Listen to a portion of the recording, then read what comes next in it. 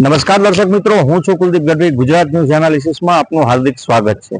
6 જુલાઈ 2009ના રોજ અમદાવાદ શહેર પોલીસ માટે કલંકિત કહી શકાય તેવી એક ઘટના બની હતી, જેમાં 100 લઠ્ઠાકાંડ જેવી ઘટના બની હતી ને જેમાં 123 લોકોના મૃત્યુ થયા હતા અને 200 લોકોને આંખો ગુમાવવાનો વારો આવ્યો હતો. તો એવી અને એ ઘટના જે છે એ અમદાવાદ શહેરના બાપુનગર, ઓઢવ અને કાગડાપીઠ પોલીસ સ્ટેશન હદ વિસ્તારમાં બની હતી.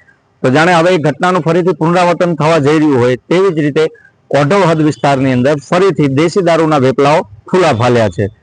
ઓઢવ પોલીસ સ્ટેશન હદ વિસ્તારની અંદર મનમોહન 4 રસ્તાથી રિંગ રોડ તરફ જતા 2 દેશી દારૂના એવા અડ્ડાઓ ચાલી રહ્યા છે કે જ્યાં સ્થાનિક રહેણાંક વિસ્તાર હોવાથી લોકો ત્યાં રાત્રે ચાલવા નથી જઈ શકતા, કારણ કે દેશી દારૂની દુર્ગંધ તો આવતી જ હોય છે, તેની સાથે સાથે મચ્છી મટન અને ઈંડાની પણ દુર્ગંધ એટલી જ ખરાબ આવતી હોય છે.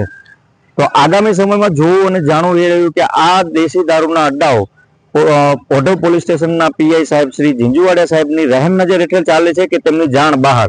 અને તેની સાથે સાથે ભિક્ષુક ગૃહ પાસે રેનબસેરાની બાજુમાં ખાડાની અંદર પણ એવો જ એક દેશી દારૂનો અડ્ડો ચાલી રહ્યો છે, જ્યાં બાજુમાં આંગણવાડી, કદાચ મને એવું લાગે છે કે ત્યાં આ દેશી દારૂના વેપલાના કારણે જ એ આંગણવાડી બંધ કરવાના દિવસો આવ્યા છે.